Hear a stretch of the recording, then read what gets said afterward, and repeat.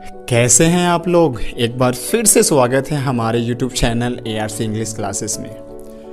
बच्चों, आप अपनी हालचाल हमें YouTube के कमेंट द्वारा बताते रहें, जिससे हमें बड़ी खुशी होती है।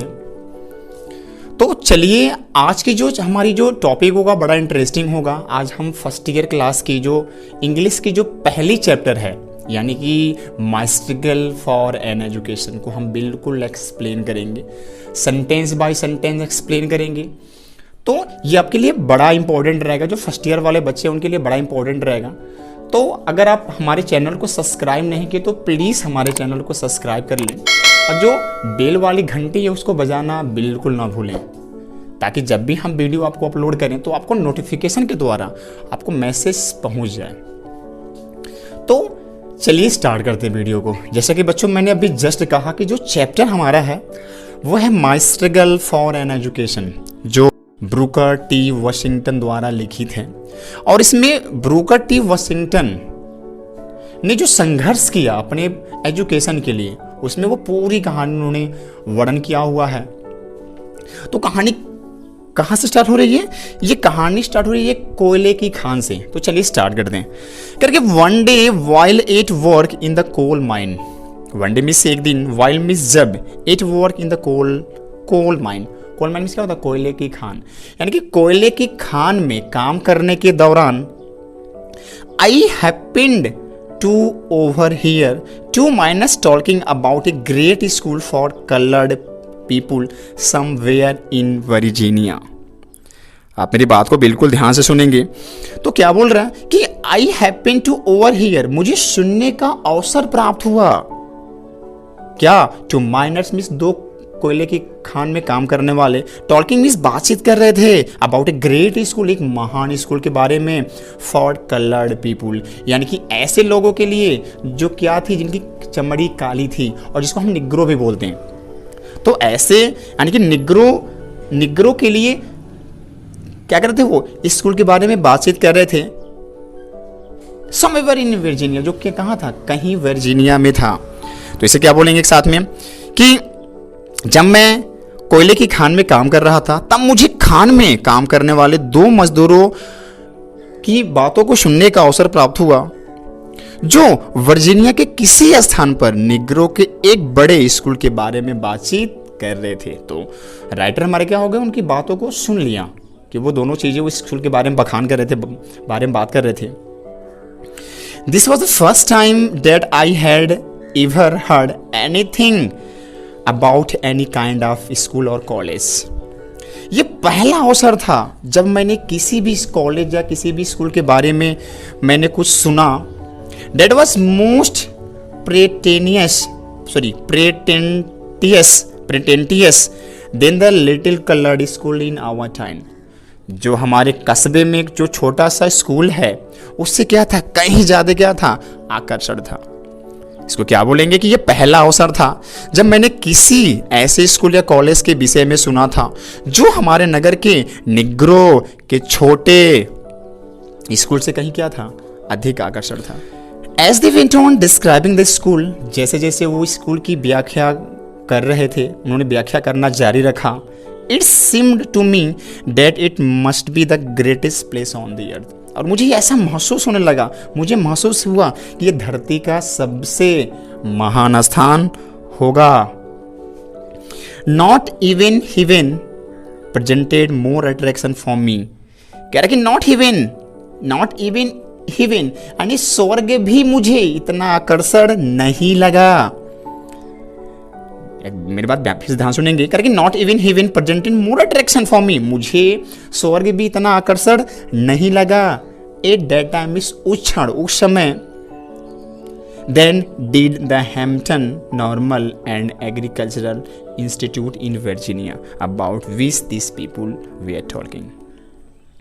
कह रहा कि उस समय मुझे स्वर्ग भी उतना आकर्षण नहीं लगा जितना मुझे Hampton normal and agricultural institute Virginia में जो है वो लगा, जिसके बारे में वो दोनों लोग बातचीत कर रहे थे।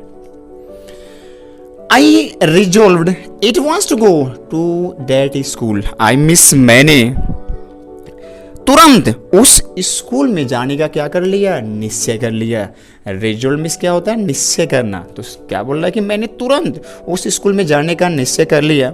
L thought I have no idea where it was और हाउ मनी मिल्स अवे और how I was going to reach it.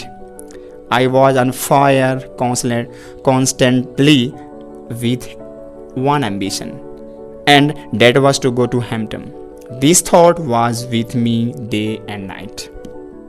तो चलिए एक बार फिर से इसको हम हिंदी में ट्रांसलेट कर दें।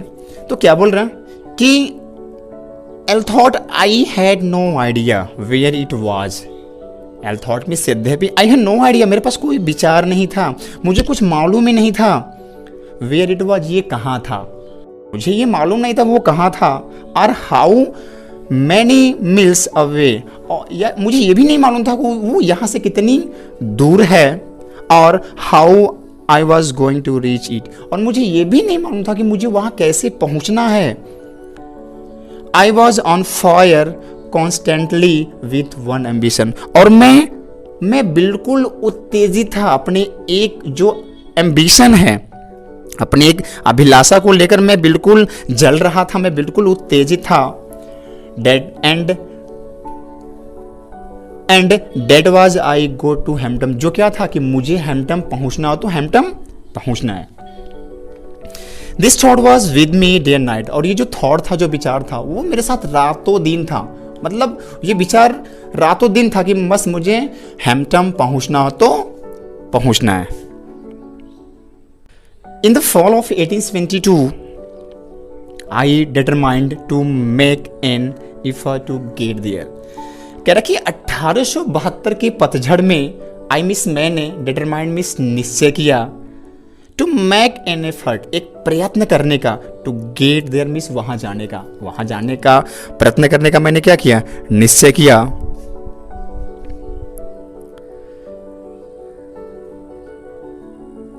My mother was troubled with a grave fear that I was starting out on a wild goose chase. तो क्या बोला कि सन 1872 के पतझड़ के मौसम में मैं वहां जाने के लिए क्या किया, मैंने निश्चय किया। लेकिन करके माई मदर वॉज ट्रबल, मेरी माता जी क्या थी, गंभीर भय से दुखी थी। विथ फियर मीन्स भय से, that I was starting out on a wild goose chase। तो बच्चों क्या लिखा है, विल्ड गूस चेज। इसकी हिंदी क्या होती है, असंभव कार्य हेतु किया गया मूर्खता प्रयास। तो इसकी पूरी क्या होगी, ट्रांसलेशन क्या होगी कि कह रहे कि मेरी माताजी इस गंभीर भय से दुखी थी कि मैं एक ऐसा काम करने जा रहा हूं जो क्या था, बिल्कुल असंभव था। तो ये जाहिर सी बात होगा कि मतलब अभी बच्चा छोटा था और वो बहुत दूर जा रहा है, जिसको मालूम भी नहीं कि स्कूल कहाँ है, कितनी दूर है। तो उसकी मम्मी असंभव कार्य करने जा रहा है। इट एनी रेट, किसी भी कीमत पर, I got only a half hearted consent from her. तो किसी भी कीमत पर करके मेरी माँ ने बेमन से मुझे जाने की स्वीकृति दे दी। मतलब उनका मन तो नहीं था उनको भेजने का, लेकिन उन्होंने उनको परमिशन दे दी कि ठीक है जाओ। That I might start, जिससे मैं क्या कर सकूं, मैं यात्रा को प्रारंभ कर सकूं। यानी वहां से परमिशन मिल गया था उनकी मम्मी से। I had very little money with which to buy clothes and pay my traveling expenses. Very important चीज, ध्यान सुनेंगे करके। I had very little amount, मेरे पास बहुत कम पैसे थे, which to buy clothes, जिससे मैं कपड़े खरीद सकूं, and pay my traveling expenses, और जो मेरी भाड़ा है, जो मेरी खर्चे हैं यात्रा का, उसको मैं चुकता कर सकूं।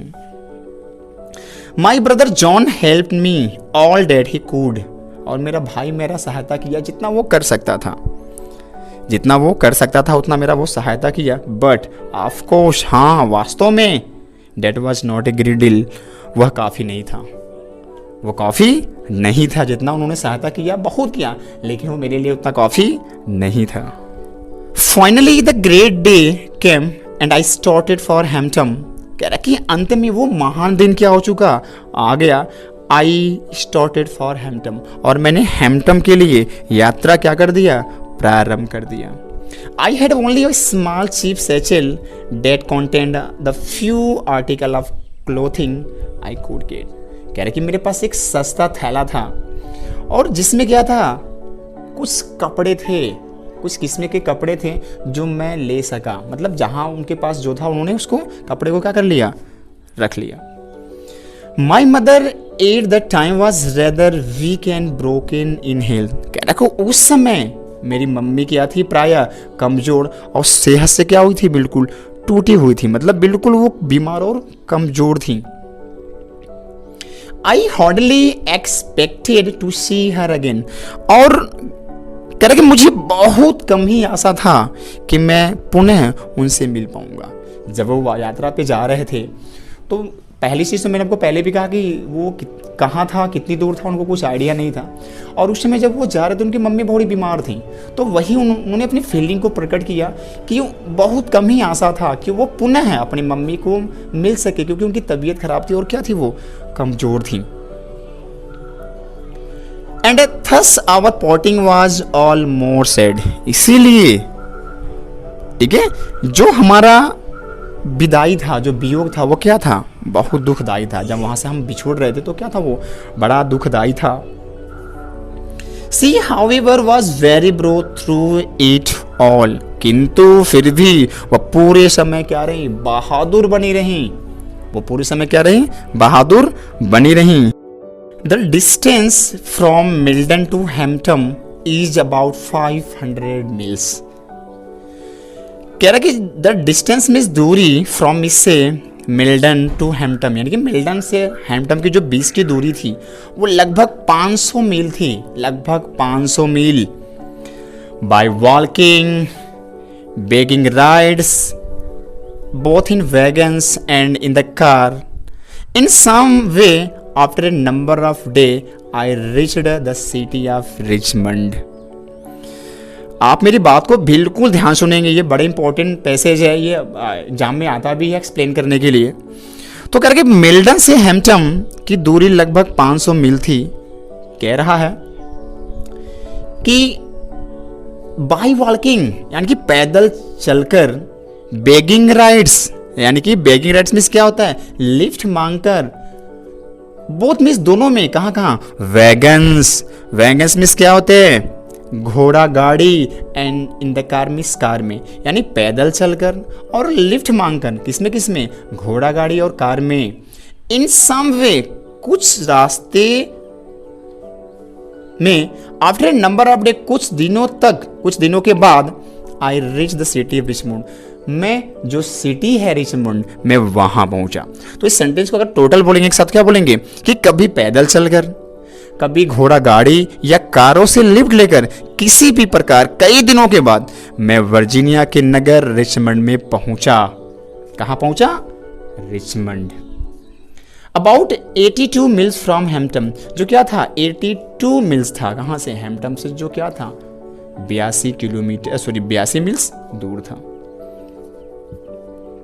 When I reached there, tired, hungry and dirty, it was late in the night. करके जब मैं वहां पहुंचा, टायर्ड मीन्स थका हुआ, टायर्ड मीन्स थका हुआ, हैंग्री मीन्स भूखा, और डर्टी मीन्स बिल्कुल गंदा। करके जब मैं वहां पहुंचा तो बिल्कुल थका हुआ था, भूखा था और बिल्कुल गंदा हो चुका था। It was late in the night, और बिल्कुल रात हो चुका था, यानी कि बिल्कुल रात में मैं वहां का क्या किया, मैं वहां पहुंचा। करके जब मैं वहां पहुंचा तब थका हुआ था, भूखा था और गंदा था, और रात काफी क्या हो चुकी थी, बीत चुकी थी।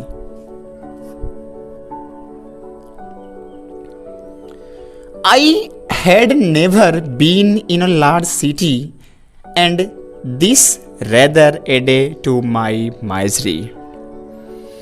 करके I had never been in a large city, मैं कभी भी एक बड़े सिटी में नहीं रहा, मैं पहले से किसी बड़े सिटी में नहीं रहा। And this rather added to my misery, और जो ये मेरा जो परेशानी था वो और क्या हो गया, बढ़ गया। मेरा परेशानी क्या हो गया, वो और बढ़ा दिया, क्योंकि मैं पहले किसी बड़ी सिटी में नहीं रहा था। I had not a single acquaintance in the place, और उस स्थान पर मेरा किसी से एक सिंगल भी पहचान नहीं था, परिचय नहीं था, मतलब मेरा किसी से परिचय पहचान वहाँ पे नहीं था।